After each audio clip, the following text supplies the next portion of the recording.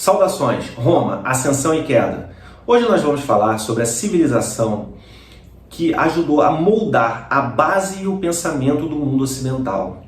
Fixada na Península Itálica, o que hoje nós entendemos por Roma, por volta do século VIII, era um território em que habitava vários povos, entre eles os etruscos, os úmbrios, os latinos, os sabinos, os sanitas e os gregos.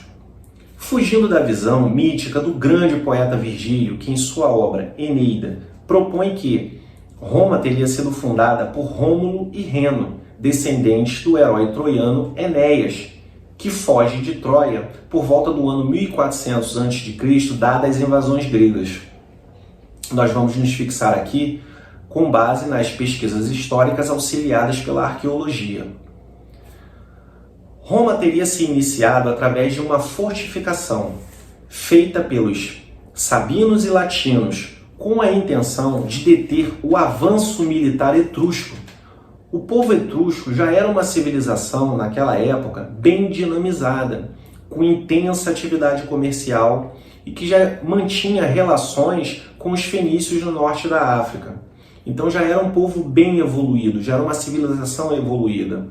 Essas fortificações não os deteram, eles acabaram se fixando naquele local. A história de Roma, então, vai se dividir em três: monarquia, república e império. A monarquia, ela vai de 753 a.C. a 509 a.C. A república, de 509 a 27 a.C. e o império, de 27 a.C. a 476 d.C. Foi no período da república que Roma veio a se consolidar como um grande império. Num processo lento e gradual, Roma vai invadindo territórios, anexando esses territórios, se apropriando de suas riquezas e escravizando os vencidos. No período compreendido entre 264 a 146 a.C., ocorrem as Guerras Púnicas. O que foram as Guerras Púnicas? Foi a disputa pelo Mediterrâneo entre os romanos e os cartagineses, povo esse situado ao norte da África, hoje a atual Tunísia. Os cartagineses dominavam o comércio naquela região. Logo, entraram em conflito com os romanos. Vencido as Guerras Púnicas em 146 a.C., surge a frase Mare Nostrum, ou seja, o mar é nosso. De fato, Roma agora era a maior potência mundial conhecida. Com o passar do tempo, em 60 a.C., Roma passa a ser dirigida, governada por um triunvirato, o governo de 3 homens. Depois de uma aliança política entre Júlio César, Crasso e Pompeu, forma-se o triunvirato, onde os três dividem o poder sobre Roma. Houve uma querela política entre os três, o triunvirato não perdura. César se proclama ditador vitalício, mas é assassinado. Dá-se início a um segundo triunvirato entre Octávio Augusto, Marco Antônio e Lépido.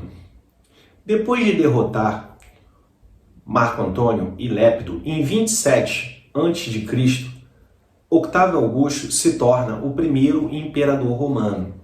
Pois é, César não foi o primeiro imperador romano. O primeiro imperador romano foi o seu sobrinho, Octávio Augusto. Por volta do século III d.C., no ano de 284, propriamente dito, sobe ao trono o imperador Diocleciano.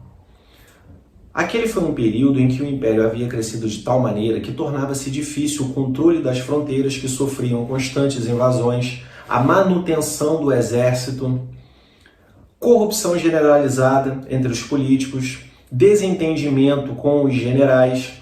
Isso fez com que Diocleciano dividisse o império entre o Império do Ocidente e o Império do Oriente.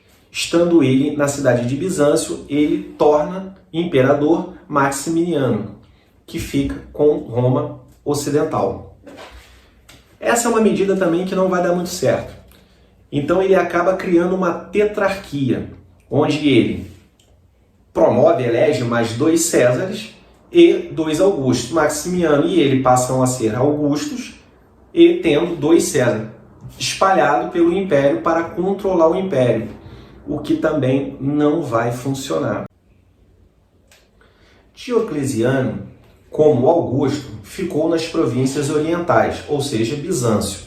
Galério, um César, ficou nas terras balcânicas, ou seja, atual Sérvia. Maximiano, pela região da Itália e parte do continente africano, com a capital em Milão. Constâncio, também um César, ficou responsável pela Espanha, Britânia, Gália, situando sua capital na Alemanha. Em 305, Diocleciano abdica. E é nesse momento que vai entrar a figura do imperador Constantino. Mas isso eu vou deixar para um outro vídeo, porque é um vídeo que merece uma atenção específica. Porque a ascensão do cristianismo, existem vários fatores que é bom fazer um vídeo só para essa parte do Constantino. A partir do século IV, dado as dificuldades para a manutenção do império anteriormente citado, começam a se intensificar as invasões bárbaras ou a invasão dos povos germanos que viviam nas regiões fronteiriças do império de forma pacífica. Paralelamente, começa a haver a expansão e a ascensão do povo guerreiro huno, conhecido como os hunos, que começa a empurrar esses povos para dentro das fronteiras do império. Os visigodos recorrem ao imperador Valente, recorrem ao auxílio ao imperador Valente para se proteger dos hunos. O imperador Valente chega a um acordo com eles, os coloca na Macedônia, com o objetivo de lá eles permaneceriam, mas ajudariam na manutenção do império, protegeriam as fronteiras. Porém, dada a fragilidade do império, eles se tornam uma ameaça política, eles começam a influir de forma política. Em 402, o rei Alarico dos Visigodos passa a receber indenizações para não atacar o império e ainda assim toma a Península Ibérica e a Gália. Em 406, os quadros, os vândalos, suevos e os alanos, juntamente com os vândalos, invadem o norte da África sob o comando de Genserico, instalando uma capital na antiga Cartago. E é lá, em 476 d.C., sob o comando de Odoacro, que os Zérulos vão depor o imperador Rômulo Augusto. Percebam que nós fizemos um passeio da Idade Antiga até o início da Idade Média, no século V. Esse vídeo ele é muito interessante para quem gosta de história, né, tem curiosidade sobre os períodos, dá para se situar nos períodos históricos, sobretudo aí da história romana. É muito interessante. Quem gostou, dá um like, se inscreva no canal. E esse vídeo também ele não se aprofunda. Perceba que todo o processo histórico ele é lento e gradual. Eu não me aprofundo muito em cada um desses períodos, em cada um desses personagens. Caso você que está assistindo deseje ouvir sobre algum período específico, sobre algum personagem específico, bota aí nos comentários que a gente faz um vídeo específico sobre a personalidade ou o momento histórico aí do desejo de vocês, ok? Forte abraço, muito obrigado, fiquem com Deus.